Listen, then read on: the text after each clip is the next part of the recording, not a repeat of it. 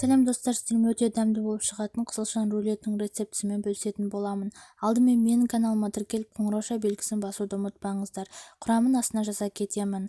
Жуып, тазалап алған қызылшан теркадан өткіземіз 2 штугын. Сосын оның үстіне дайындау үшін жұмыртқаны белок пен шылтығынан ажыратып аламыз. Ажыратып болған соң 3 шелтекті қызылшаның үстіне қойып, 1 шай қасық тұз, 1 ас қасық сұйық май, 1 шай қасық қант салып, жақсылап араластырамыз.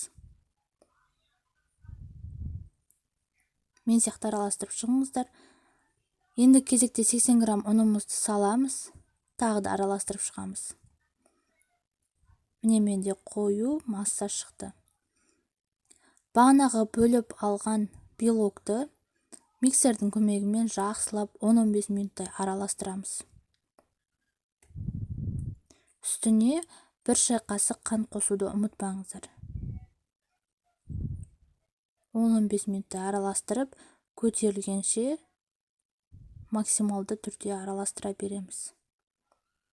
Міне менде осылай шықты. Араласып болғаннан кейін оны бағана қою массаның үстіне 2-3-ке бөлеміз да қосып араластырамыз лопатканың көмегімен. Сосын дайын болған массаны аламыз да пергамент қағазының үстіне қойып, жақсылап жайып шығамыз.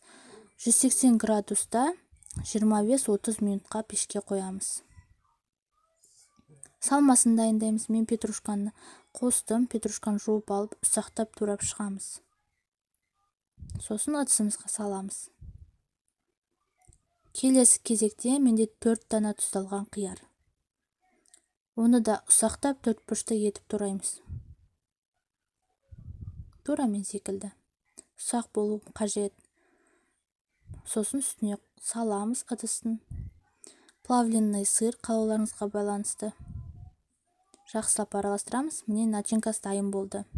Енді дайын болған қызылшаның коржын аламыз да астына пищевой пленкамен қоямыз. Сосын начинкасын жағып шығамыз бетіне. Бәрі біркелкі болу қажет. Ораған кезде әдемі болып шығу үшін. Міне мен секілді. Сосын аламыз да селедканы бір жағына ұзынша етіп жақсылап қоямыз. Сіздерде орағанда ыңғайлы болу үшін. Міне мен қойдым.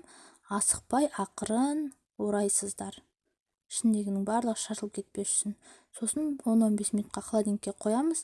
Дайын болған рулетті кесіп, қонаққа да, өзіңіздің отбасыңызға да ылғи жасап берсеңіз болады. Бұл өте дәмді, керемет болып шығатын закусканың бірі.